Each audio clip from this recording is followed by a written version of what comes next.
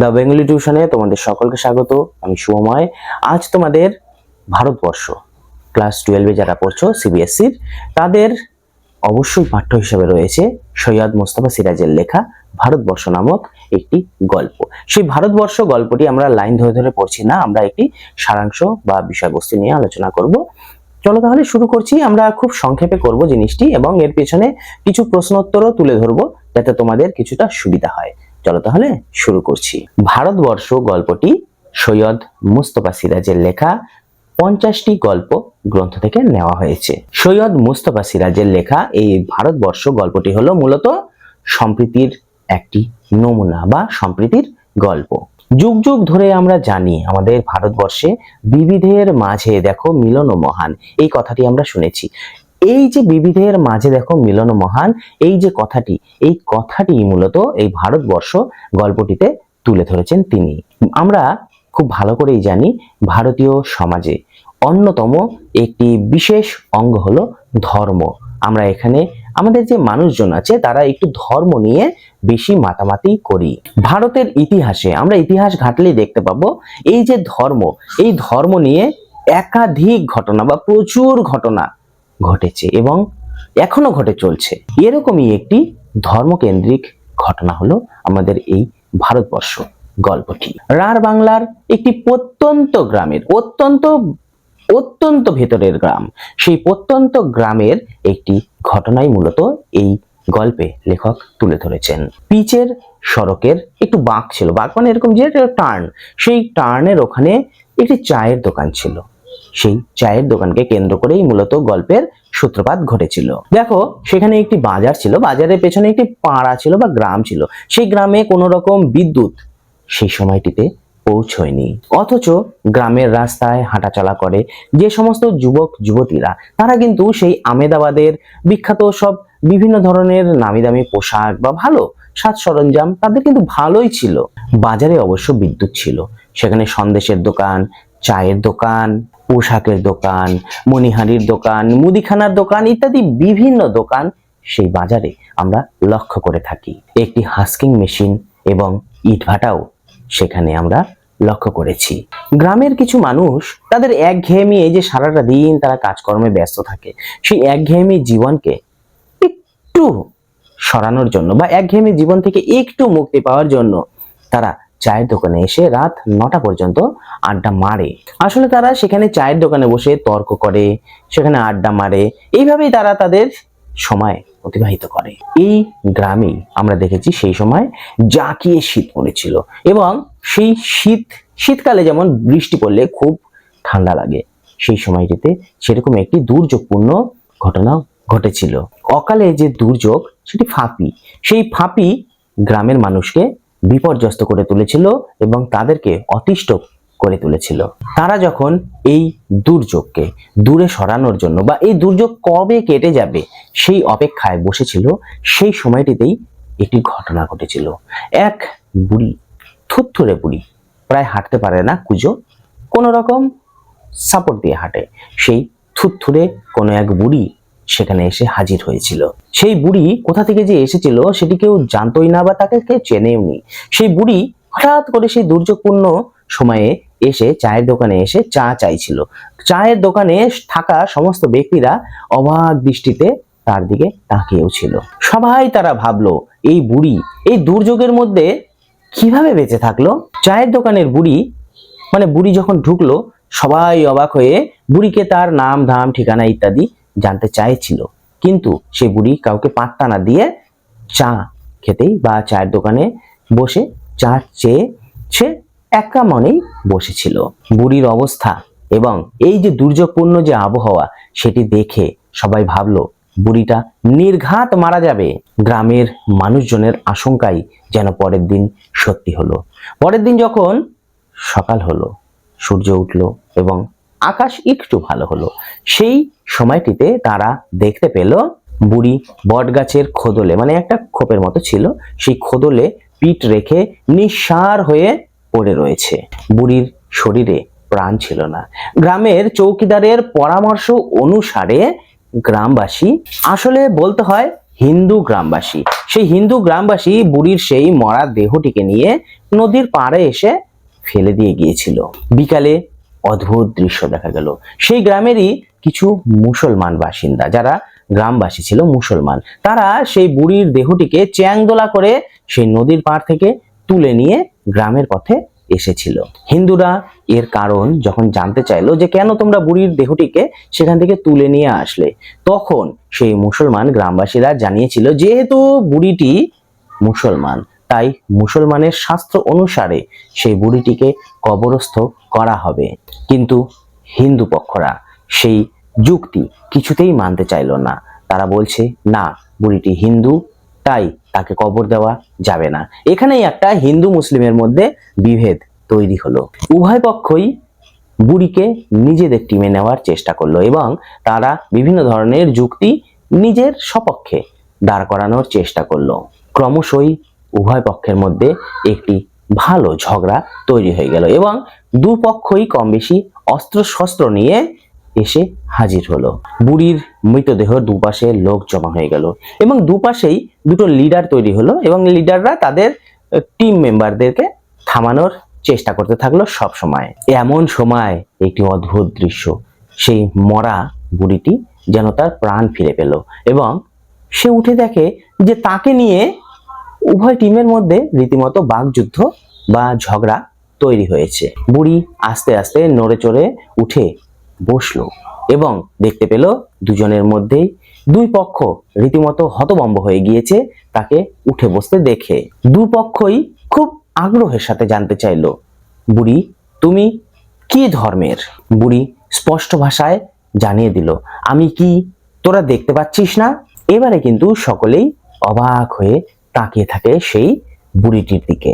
আসলে ধর্ম নিয়ে আমরা যে বেশি মাতামাতি করি, সেই ধর্ম নিয়ে মাতামাতি করা যে মোটেই উচিত নয়, সেই ব্যাপারটি মূলত এই গল্পটিতে ফুটে উঠেছিল। এই গল্পটি দেখে আমরা বুঝতে পারি, দেখো আমরা একটি সোজা কথা বলছি, আমরা জীবিত মানুষদের নিয়ে যতটা মাতামাতি করি না, সেখানে মানুষ মারা যাওয়ার পর সেই মৃত মানুষটিকে নিয়ে আমরা কেমন জানি একটু মাতামাতি বেশি করি। এটাই যেন আমাদের ভারতবর্ষের চিত্র হয়ে দাঁড়িয়েছে। আমি খুব সংক্ষেপেই বললাম এই গল্পের সারমর্মটি। এখন আমরা এই গল্প থেকে কিছুটা প্রশ্নোত্তরের দিকে প্রবেশ করব। চলো তাহলে শুরু করছি। কাঁচা রাস্তা ধরে সবুজ ঝোপের ফাঁকে কারা এগিয়ে আসে? কাঁচা রাস্তা ধরে সবুজ ঝোপের ফাঁকে এগিয়ে আসে কোনো যুবক বা যুবতী। তাদের পরনের পোশাক কোথায় তৈরি? তাদের পরনের পোশাক আমেদাবাদের কারখানায় তৈরি। এই গ্রামে কি কি দোকান কটি করে আছে? এই গ্রামে 3টি চায়ের দোকান, 2টি সন্দেশের দোকান, 3টি পোশাকের দোকান, 1টি মনোহারীর দোকান ও 2টি মুদিখানার দোকান আছে। রাত কটা পর্যন্ত জোর জমাটি ভাব থাকে? রাত 9টা পর্যন্ত জোর জমাটি ভাব থাকে।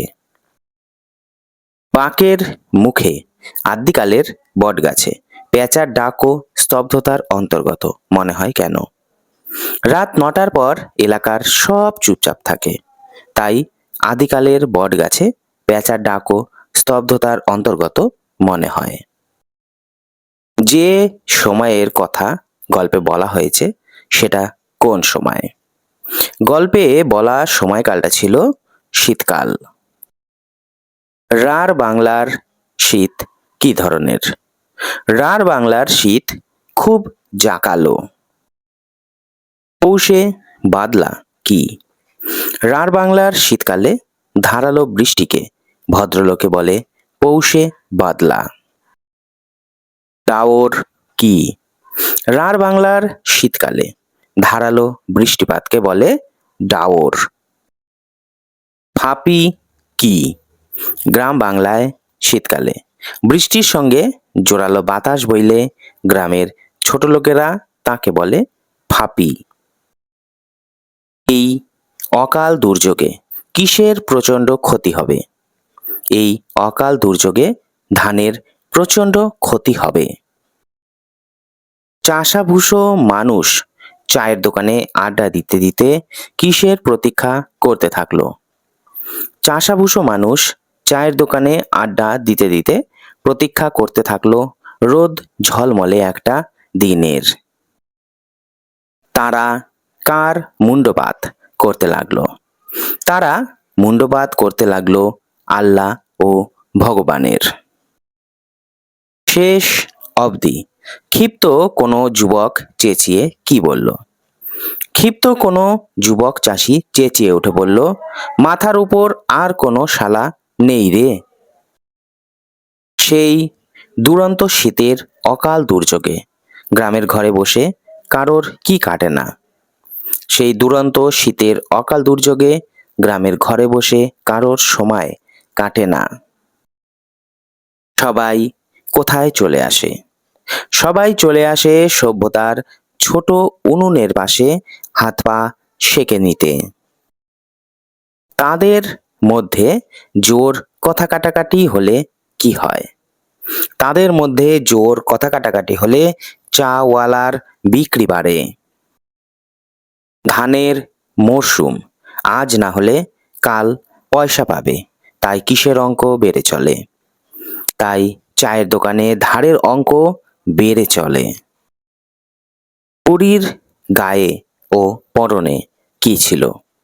বুড়ির গায়ে জড়ানো ছিল চিটচিটে তুলোর কম্বল ও পরনে ছিল নোংরা একটা কাপড়। পিচের পথে কিভাবে বুড়ি হেঁটে এলো? পিচের পথে ভিজতে ভিজতে বুড়ি একই তালে দিব্যি হেঁটে এলো। বুড়ির খয়াটে খটে কিসের মুখে কিসের চিহ্ন? বুড়ির খয়াটে খটে মুখে সুদীর্ঘ আয়ুর চিহ্ন ছিল। দোকানে চায়ের দোকানে ঢুকে বুড়ি কি চাইলো? চায়ের দোকানে ঢুকে বুড়ি চা চাইলো। কোন ঘটনা সবাইকে অবাক করলো? বুড়ি এই দুর্যোগে কিভাবে বেঁচে বর্তে আসতে পারলো, এই ঘটনা সবাইকে অবাক করলো।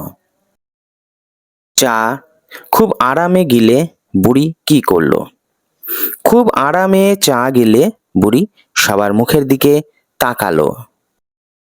তোমাদের কর্তা বাবা টাট্টু কে বলেছিল?